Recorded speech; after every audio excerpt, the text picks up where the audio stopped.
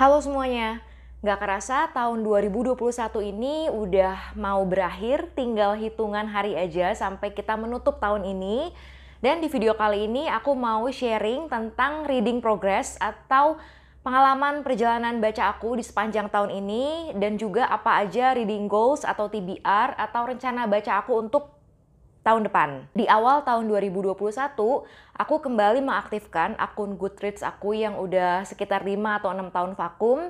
Terus di awal tahun juga aku kembali ikutan Goodreads Reading Challenge. Dan waktu itu aku ngeset target untuk baca 77 buku di sepanjang tahun ini. Nah, beberapa waktu lalu, waktu aku bikin video End of the Year TBR, aku sempat nengok dan mengupdate bacaan di akun Goodreads aku, dan waktu itu aku menemukan kalau aku udah beresin 78 buku dari target 77 buku. Jadi kalau secara jumlah target bacaan aku udah terpenuhi.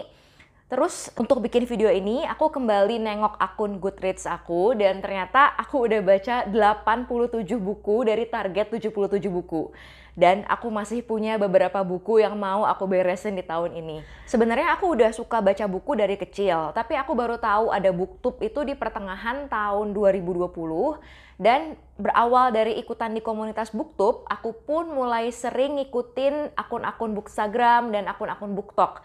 Dan karena aku tipe orang yang gampang banget tergiur ngelihat bacaan orang lain, makanya bacaan aku itu sebenarnya diverse banget, terutama di tahun ini setelah setengah tahun lebih aku berkecimpung di komunitas buku.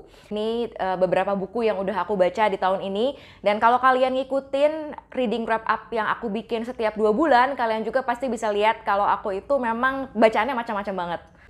Mulai dari buku fantasi sampai buku parenting. Terus di tahun ini juga aku membaca ulang beberapa buku masa kecil aku seperti Goosebumps dan salah satu buku dari serial Princess Diaries karya Meg Cabot. Aku juga menamatkan 3 series di tahun ini. Yang pertama adalah Lockwood & Co, sebuah series misteri, middle grade, fantasy. Dan aku udah pernah singgung itu di video reading wrap up Oktober-November karena aku baru aja namatin Lockwood di bulan Oktober kemarin. Dan itu ceritanya bagus banget. I totally recommend that series. Terus series kedua yang aku tamatkan adalah serial The Lunar Chronicles karya Marissa Meyer. The Lunar Chronicles ini terdiri dari 4 buah buku utama dan ada 1 novela. Ceritanya itu adalah retelling dari fairy tale klasik seperti Snow White, Rapunzel, terus ada retellingnya Cinderella dan ada juga retellingnya Little Red Riding Hood.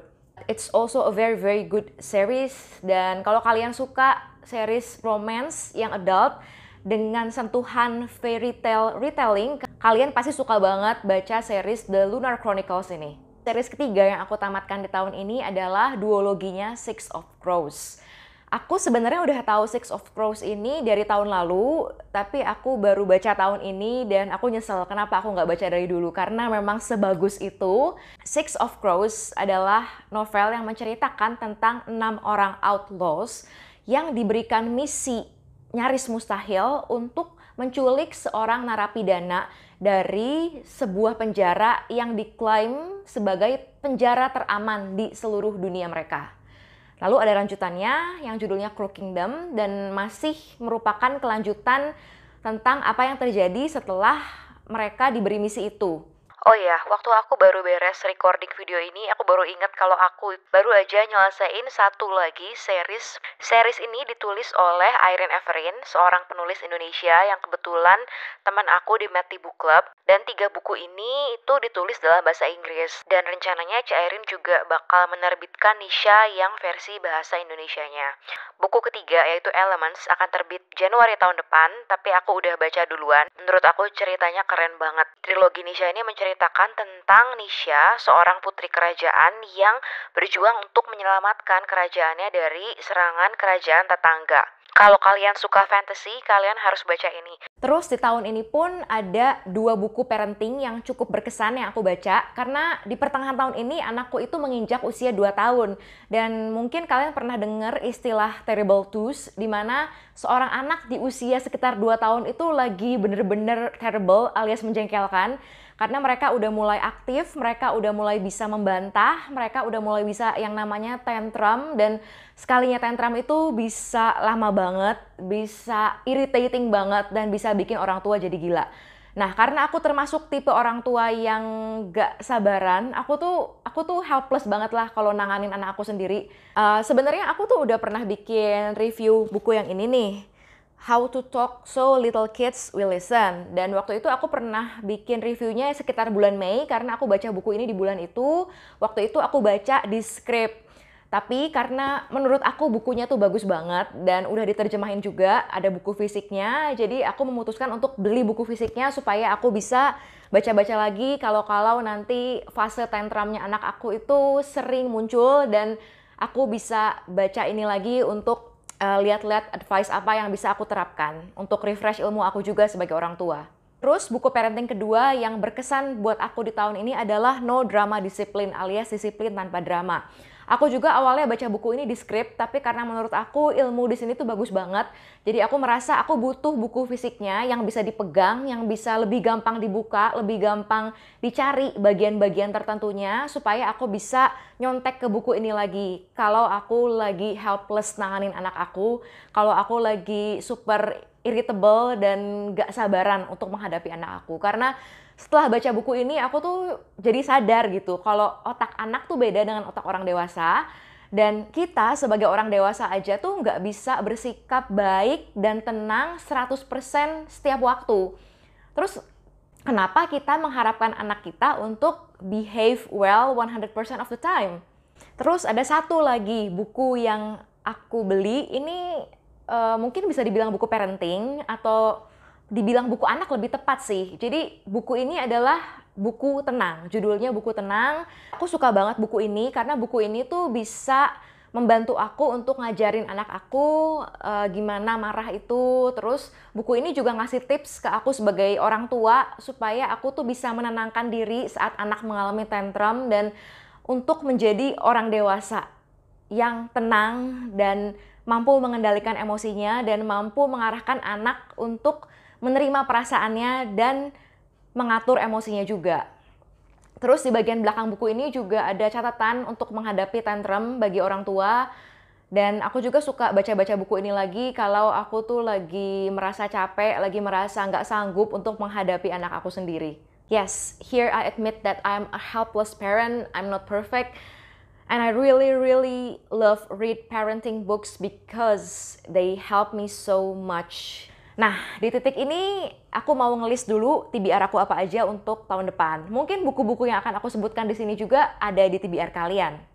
Oh ya, sebelum aku lanjut, aku mau ngingetin kalian untuk like video ini kalau kalian suka, dan jangan lupa juga untuk klik subscribe dan hit the notification bell supaya YouTube bisa kasih tahu kalian setiap kali aku upload video baru.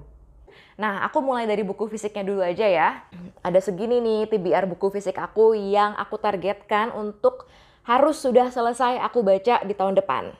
Yang pertama ada Game of Thrones, A Dance with Dragons. Jadi ini adalah buku kelima dari serial Game of Thrones. Kalau kalian ngikutin serialnya Game of Thrones yang versi bukunya, bukan yang TV seriesnya, harusnya tuh ada 7 buku di dalam series ini. Tapi setelah menerbitkan buku kelima, George R.R. Martin tuh kayak aku nggak tahu dia ngapain aja sampai akhirnya dia tuh belum menerbitkan buku ke-6-nya itu sampai sekarang. Jadi aku tuh agak males-malesan gitu namatin buku ini, karena kalau aku namatin buku ini terus si Winds of Winter-nya itu belum terbit, aku tuh kayak merasa digantung gitu. Terus buku ketujuhnya itu kan judulnya Dream of Spring, dan orang-orang tuh pada mulai ngomongin jangan-jangan Dream of Spring itu bener-bener dream, bener-bener hanya mimpi dan tidak akan pernah diterbitkan. Ditambah lagi, buku-buku dari serial Game of Thrones ini tuh memang selalu tebel banget dan butuh waktu lama untuk beresinnya. Dan kadang tuh aku bisa capek gitu di tengah-tengah buku, jadi aku teralihkan ke buku lain, terus akhirnya buku yang ini terlupakan. Nah, ini aja bukunya udah setebal ini tuh ada sekitar berapa halaman ya? Ini tuh terdiri dari 557 halaman, tapi dengan tulisan yang super kecil dan padat. Dan kalau kalian lihat, ini tulisannya adalah Game of Thrones, 5 A Dance with Dragons Part 2 After the Feast. Jadi sebenarnya ini tuh paruh kedua dari buku kelima. Jadi buku kelima kalau dijadikan satu buku tuh ya mungkin setebal gini kali ya 2 kalinya. Karena ini adalah paruh keduanya. Aku tuh baca buku ini baru sampai paruh pertama, di part pertama buku kelima, dan aku bacanya tuh di Kindle. Yang paruh pertamanya aja tuh masih jauh dari kata selesai. Tapi aku berencana aku harus menyelesaikan ini di tahun 2022. Berikutnya ada buku Saving Grace, buku yang aku beli di BBW beberapa tahun yang lalu sebelum pandemi. Dan aku pernah bahas buku ini juga di video book haul aku. Dan selain buku ini juga ada 2 buku lain, 2 buku fisik lain yang jadi TBR aku, tapi bukunya ada di rak di bawah dan aku lagi mager untuk ngambil. Berikutnya ini adalah buku parenting. Seperti yang kalian lihat masih disegel. Ini adalah buku yang ditulis oleh Maria Montessori yang judulnya Dr. Montessori's Own Handbook. Berikutnya adalah Meditations karya Marcus Aurelius.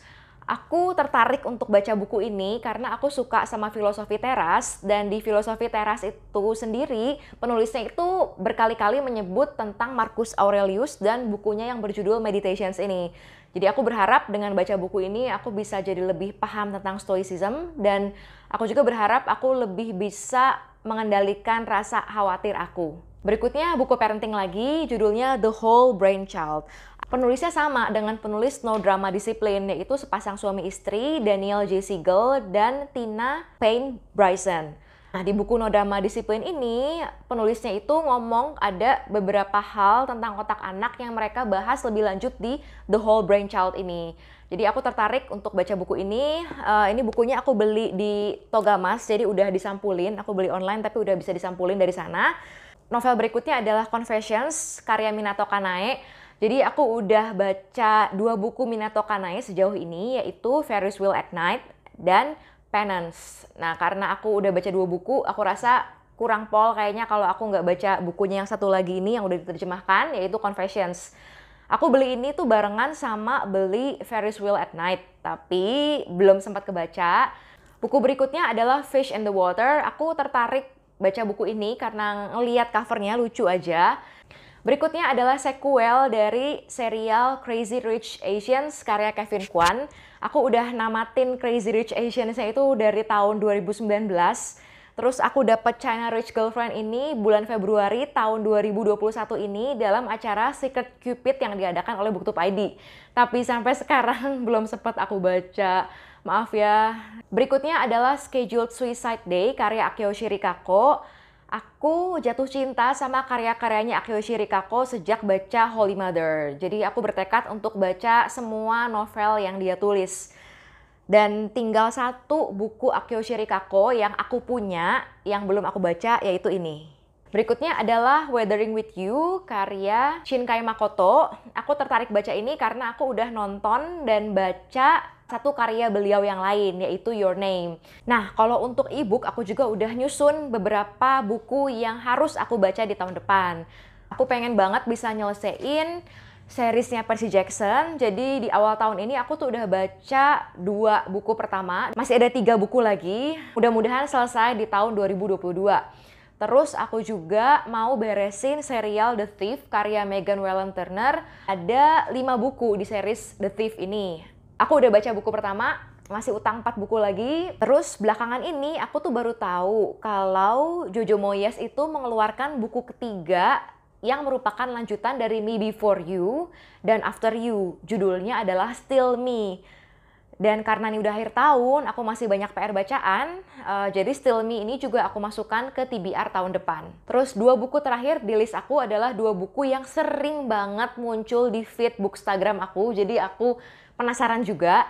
Yang pertama adalah Dial A for Aunties yang ditulis oleh Jesse Sutanto, seorang penulis Indonesia yang go international. Jadi aku penasaran sama karyanya, dan dari blurbnya juga kayaknya menarik banget sih Dial A for Aunties ini. Terus buku kedua yang mau aku baca karena aku penasaran setelah keseringan lihat buku ini di feed Bookstagram adalah The Seven Husbands of Evelyn Hugo. Dan teman aku yang suka baca juga bener-bener rekomendasiin buku 1 ini. Oh iya, PR aku di tahun 2021 ini adalah membaca 4 buku lagi. Yang pertama adalah Rule of Wolves. Ini adalah lanjutan dari King of Scars. Dan aku udah baca sedikit. Dan aku berharap bisa beres di tahun ini. Yang kedua adalah No Drama Discipline, buku parenting yang sempat aku singgung tadi juga. Tinggal dikit banget. Yang ketiga adalah Why We Sleep, buku self-help tentang tidur yang mendorong kita untuk memperbanyak jam tidur kita sebagai manusia selama minimal 7-8 jam sehari. Aku udah baca dari bulan Juli, tapi belum dilanjutin lagi karena bukunya bikin ngantuk. Terus yang keempat adalah buku yang aku baca bareng Kak Rachel dan bareng booktuber Sofia Mega dan Rizky, yaitu Educated by Tara Westover. Buku ini rencananya bakal dijadikan topik diskusi di channel aku di awal Januari, jadi pasti bukunya akan aku beresin, cuma aku nggak tahu apakah aku bakal beresin bukunya di akhir tahun ini atau di awal tahun depan. Kalau kalian penasaran dengan buku-buku apa aja yang udah aku baca di tahun 2021 ini, kalian bisa lihat beberapa video wrap up aku di sini dan di sini. See you there. Bye-bye.